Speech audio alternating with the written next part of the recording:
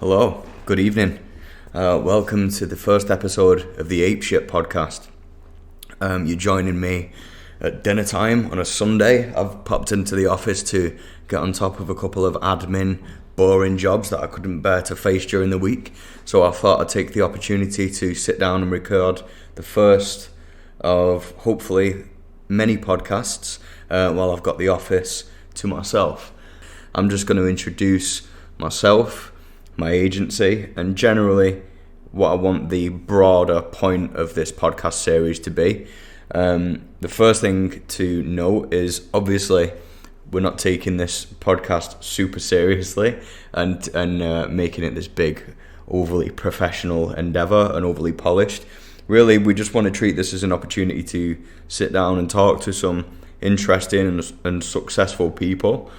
We're kind of living in a new age of entrepreneurship where, the majority of the people that are seeing the most success now are the people that almost have a digital first approach to entrepreneurship and businesses that are, of course, able to thrive on the internet and come up with all new and wonderful ways to take old ideas and old industries and turn them into something entirely new.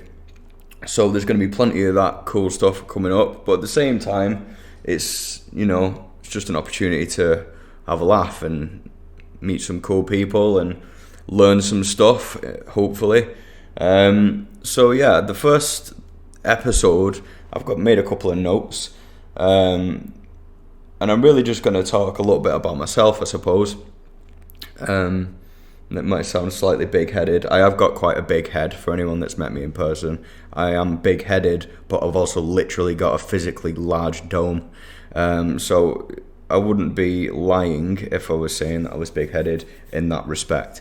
But I'm going to talk a little bit about myself in this first episode and talk a little bit about productivity, particularly because I am someone that suffers from attention deficit disorder, which is fine. It's something that I've learned to deal with, and I feel like it's becoming more and more prevalent that a lot of people are talking about burnout and being overwhelmed by things like notifications and working late and working weekends and this sort of thing.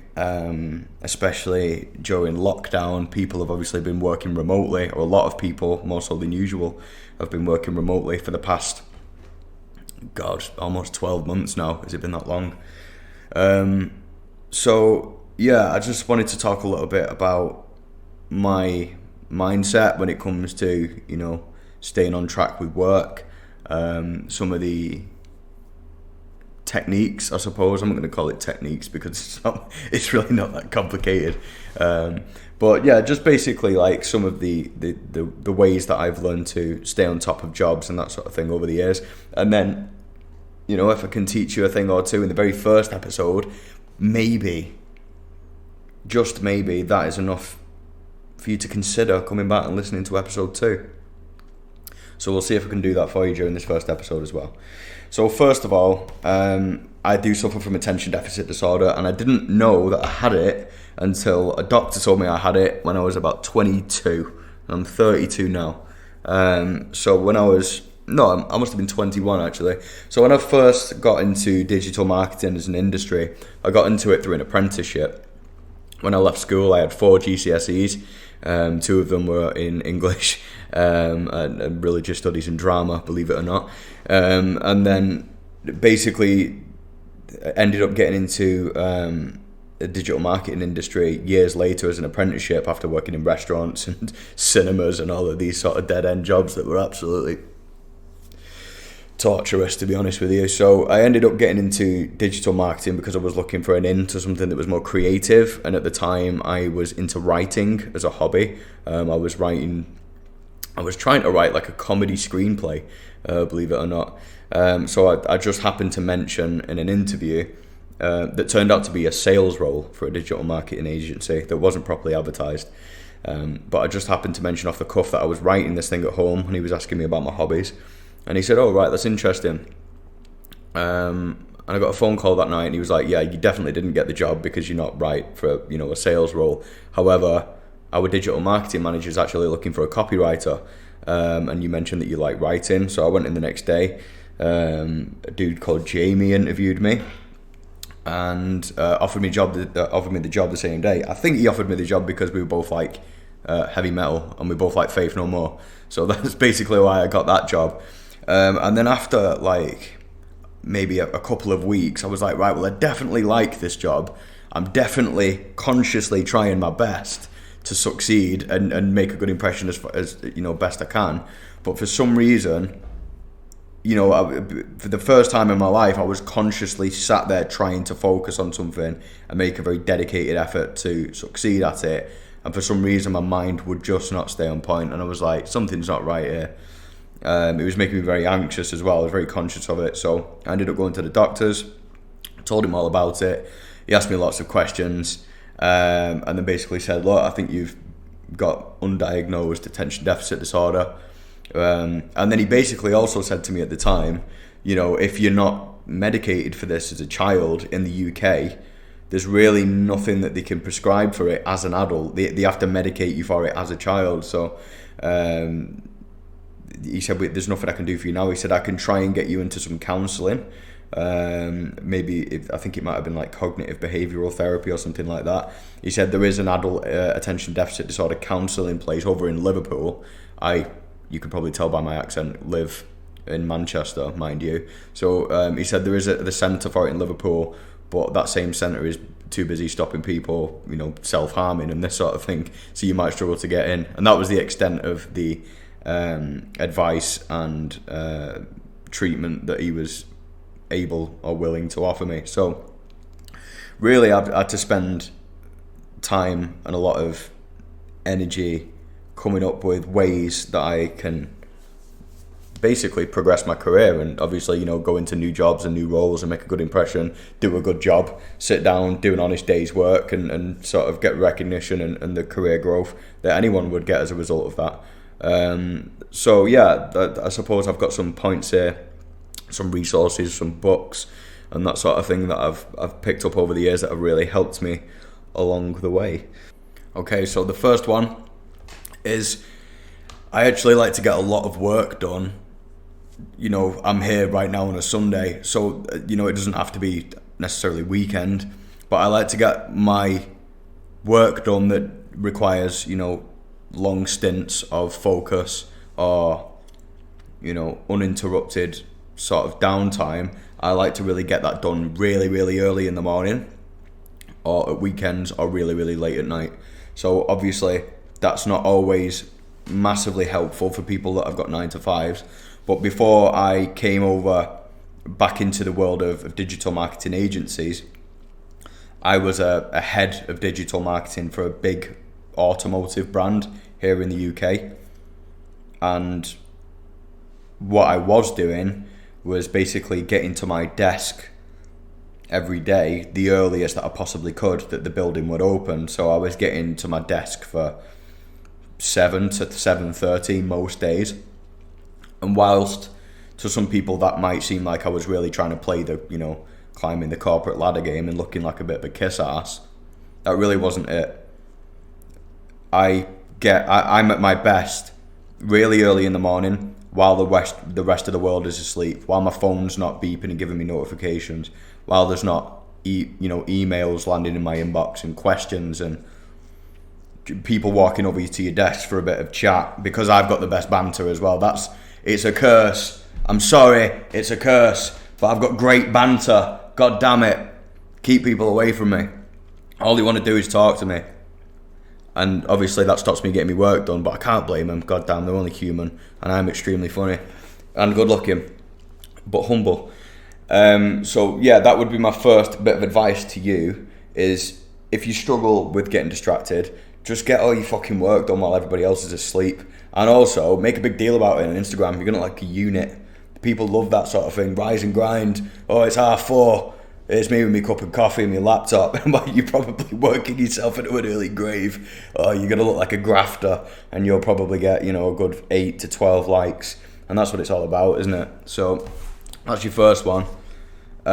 Is work when everybody else is asleep or everyone's pissed up at the weekend. That's a good time to get it. And you know what, you kind of feel, all jokes aside, you do feel like a bit of a unit for getting up early and getting your work done. It gives you like an extra level of motivation. Like you kind of wake up and you're like, yeah, I'm a beast. Yeah, you know what I mean? I'm emptying my inbox at 5. Imagine like rattling a load of emails off early in the morning and everyone's going to wake up, 8:15 and rush to get ready for work and that sort of thing, and ready to in front of the webcam for 9 o'clock, and they've got emails in their inbox from you at 5:30 in the morning, and you're like, yeah, I've already been up an hour and a half.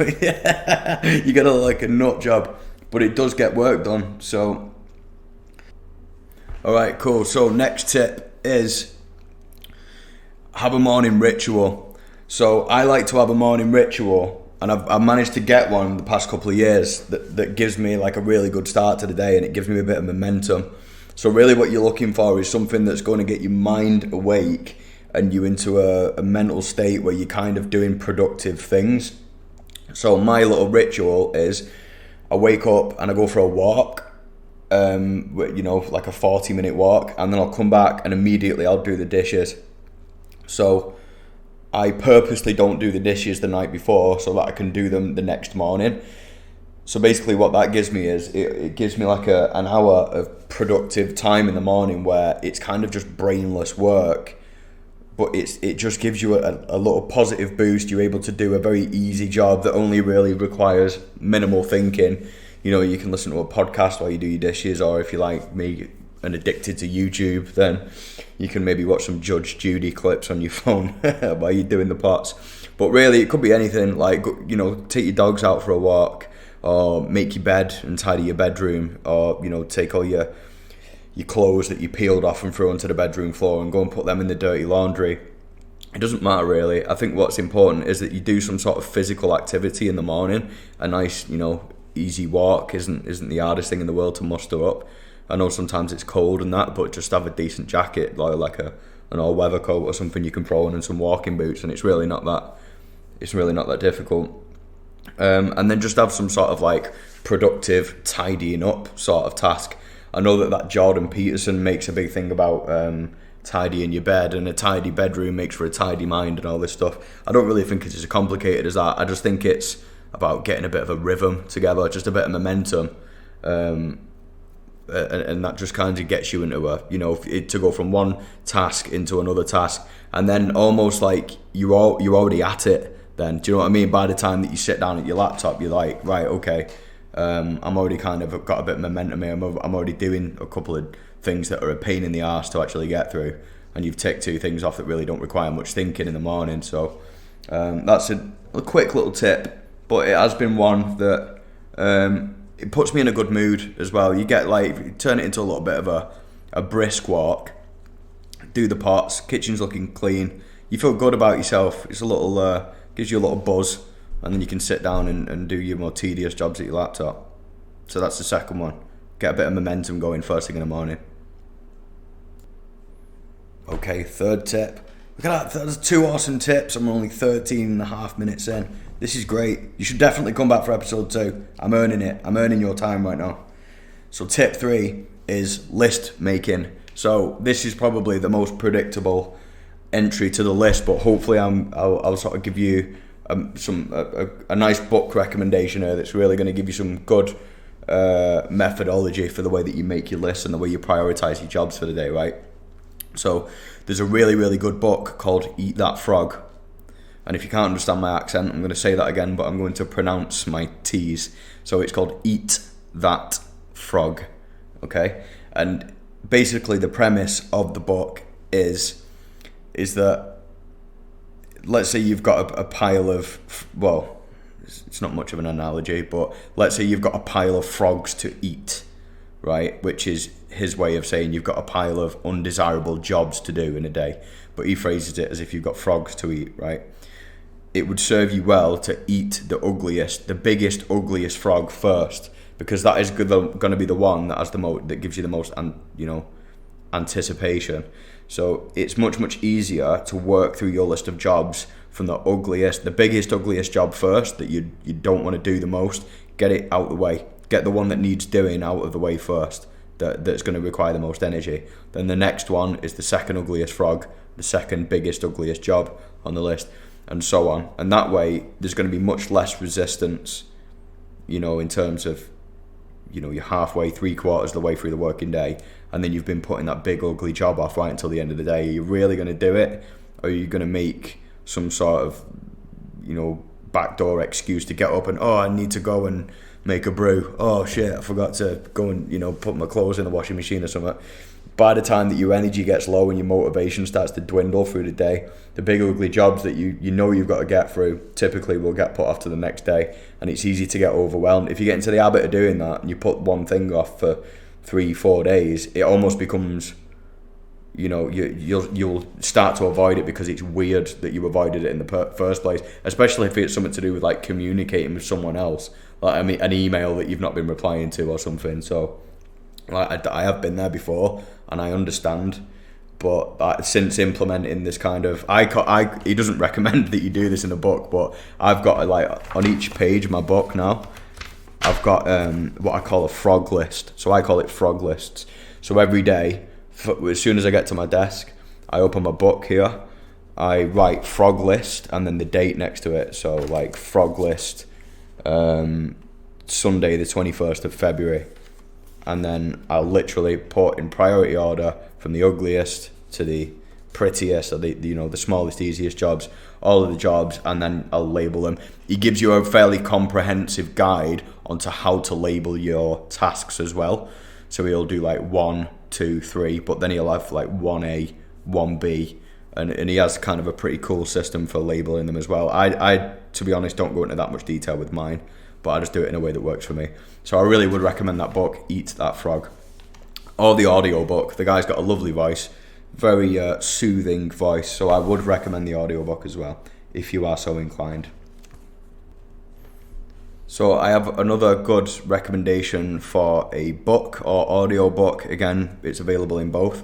It's called The War of Art, and this book is basically about understanding resistance and basically gives you thought processes and methodology to overcome resistance, or basically reposition your own identity to see yourself as a person who isn't really that won't succumb to resistance, because it gets you to reframe your identity as a professional. There are amateurs that basically will sit down and try to do something, that's can apply it to anything. That might even be something like trying to lose weight and sticking to a dietary plan, or exercise, or learning to play the harmonica. It could be anything really, but if you reframe your identity as a pro, there can be pro harmonica players, I'm sure, then that harmonica player, when he sits down to practice, he sits down and he gets to work, right? Now that might sound like a nice little throwaway analogy or a little platitude by me to sort of sum up in 45 seconds on a podcast, but really when you give this book the time to get its teeth into you and really it sort of work for it. Actually, where I got this recommendation from a book was on a Joe Rogan podcast. He was talking about The War of Art, and I actually think he had the author from the book. I'm pretty sure he interviewed him as well. And so The War of Art is basically a really good way to almost like visualize resistance as an enemy in a way, and when you feel hesitation coming, you've got a job coming up that kind of makes you go ugh, and you just don't want to do it. It starts to make you see that as a physical, or almost like it's like a monster. He paints this picture of it as a monster, and it makes it sort of I don't know, it's just something that you feel like you want to overcome because you don't want it to get the better of you. So it's that might sound a little silly the way that I've described it, but I really would recommend that you give the book a chance, let it do its thing. I don't think you will regret it. If hesitation is something that you struggle with, whether it's putting your running shoes on to get out the door and go for a run first thing in the morning, or whether it's sitting down to get through a mountain of emails that's built up in your inbox, or notifications that you don't want to deal with. If you suffer from that sort of thing and the anxiety that often comes with it, the more you let that shit build up, then I think that book is the one for you. And also, just kind of while I'm on the topic of Joe Rogan, and this one in particular is a little bit cheesy, but one thing I actually find really, really useful, even though it is cheese on toast of the highest degree, is watching motivational videos on YouTube or listening to motivational speeches on Spotify. There's some really, really good compilations that basically, take like clips from different motivational speeches or lectures, people that have done at universities or for American football teams and all this different stuff, or even clips from like Muhammad Ali talking about the way that he trains, and they kind of compile it all together and they'll lay it over some epic battle music in the background or something like this. It is really, really cheesy, but there are some great ones that just really make you want to get up and get out the house. And if you get into that routine of going on an early morning walk, like I was saying before, and you stick one of them motivational talks on as well, where you're marching around the streets fucking 4:30 in the morning, you will get a lot done that day.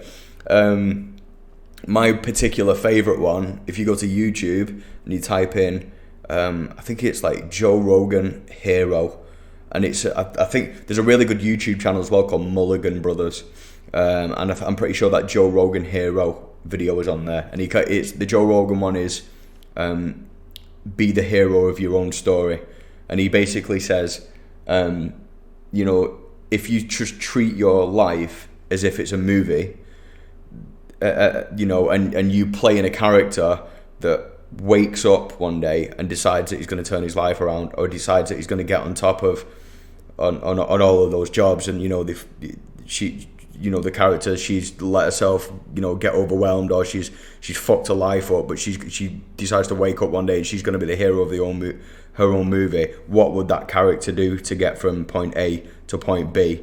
And then you just do those things and you just play the character in the movie. And again, I'm not the best perhaps at getting across the emotion, and that probably is the driving force, and all of the music and the fucking war drums and everything that is sort of going in the background alongside it. But little things like that are quite effective. I suppose I'm quite a simple man, and a well put together YouTube video is more than enough to get me up out of bed and out of the front door in the morning. So I suppose it's different what works for everyone. But if you do find that sort of thing motivating, or maybe when you're watching something like Rocky and he's getting up and he's going training, especially Rocky 4 when he's out in the snow and he's pounding logs while Ivan Drago's fucking in the gym juicing on steroids and getting all the Russian scientists, getting him all geared up, but Rocky's out cracking logs and splitting stones out in the forest. That sort of thing motivates you, and why wouldn't it?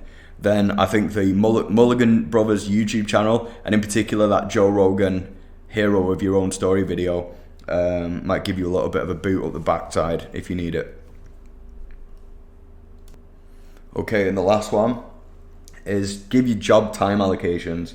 So obviously you need to have been doing your particular job, long enough to understand what is a realistic amount of time for what that one job should realistically take. So let's say, for example, you were going to write an article, roughly what the word count should be. You're going to write an article that's 600 words long. You're going to take some time to research it, some time to write it, and then maybe 15 minutes later to proofread it, run it through Grammarly, all that stuff, before you're going to send it to your client or something like that. I found it quite good but this is not something I do so much anymore, because so much of my time is like a lot of admin and sales type stuff and calls and all this sort of thing, where you can't really predict a time allocation. But if you are doing something where you work in fairly rigid blocks of time, then it would be good to set a time allocation for that day and say, this sort of task that I'm going to do today, I allocate myself 2 hours for this, or 2.5 hours for this. So that it might be an article with a little bit of research and proofreading time. You might set yourself 2 hours and 45 minutes for that thing, all things considered, and then you say, well, at the end of the day, I'll draw a line under the day for my day of work when I've racked up 7 hours of time, 6.5 hours of time, whatever you deem your working day to be. Obviously, don't kill yourself by saying it's going to be a 10-hour day, because it's just not, it's not sustainable in the long term, that sort of thing. I would sort of set a time allocation of around 7 hours a day, and then for the, you know, what you're actually aiming for, and then break that down into allotted time things for a blog. So then that way, you know, if you're gonna like procrastinate on writing a blog or something like that, you know, you might feel that sort of normally you'd put that sort of thing off and it'd take you 4 hours, but if you only get to mark 2.5 or 2.75 hours against your target time for the day for that, you're really going to want to get through that job in the allotted time that you've set for it. And then, you know, let's say that you're able to do 7 hours worth of work, all things considered, and you're actually able to stick to the allotted time for that as well, then you're not going to be working late. You're not going to have to work weekends. Like I do that because I kind of, in a weird way, I kind of like doing that, and it gives me motivation to think that I'm in the office on a Sunday evening when everybody else has got their feet up. I quite like that, but I suppose it's because I'm quite shallow and sad.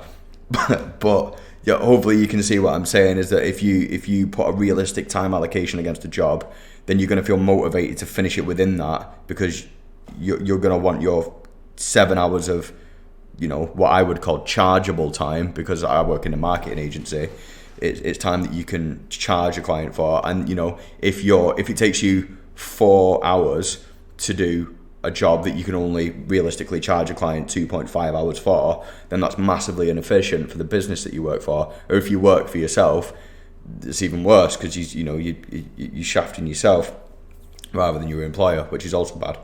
So that would be a nice efficient way to work, is if you can, you know, and if you have got you know, like a digital marketing manager, or just a manager in general, you don't have to work in digital marketing to use this system.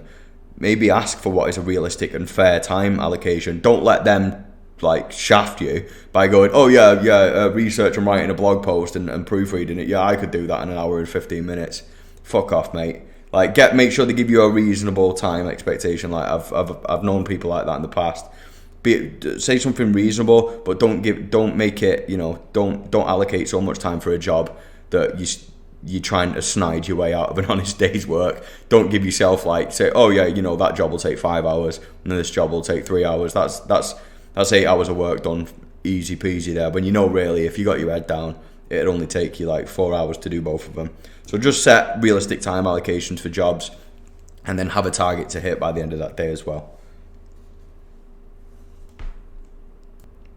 Okay, cool. So there is my list of productivity and motivational work tips. Bit of a strange first episode for me to quickly introduce myself and then just start rattling off all this advice to you. But basically what I wanted to do is just give you a flavour for me. It's not just going to be me every time. I'm hoping that this is going to go in a direction where I can introduce different members of my team. Obviously, I run Guerrilla Marketing. We're a specialist digital marketing agency in the centre of Manchester. So I've got, you know, different members of the team that specialise in things like technical search engine optimization, social media marketing, PR, PPC, you know, pay-per-click, AdWords advertising. And we've got some really, really skilled people there. So we can do stuff like that where we're learning, you know, we can maybe share some lessons on that. But I don't want to make this a super technical digital marketing thing. I really just want this to be a platform where we can talk to some interesting people from different little avenues of this industry. It might be some people that have got some real good tips on sales. It might be some people that have, you know, just done some sort of really interesting PR stunt or something like that have just got some fun stories to share. I'm really not too precious about the kind of guests that we have on this. I just want to make sure that we steer this down a direction that's interesting and fun, and not too corporate and fucking soulless, to be honest with you, because that's not really what we're about at all at Guerrilla. So I hope that this has maybe taught you a thing or two. If you're someone that struggles with attention deficit disorder, or you just find it you know, a little bit daunting to get through lots of jobs, perhaps you've got bad anxiety, or you're just someone that, you know, struggles to get through jobs for whatever reason, I hope that you manage to improve by checking out some of the resources that I've mentioned today. So thanks a lot for listening. I do hope you'll come back next time, and I'm going to aim to have a bloody guest on in episode 2. That'd be alright, wouldn't it? Straight away guesting, that'd be pretty decent. So give us a shot, come back in episode 2, and I'll see you then. Nice one.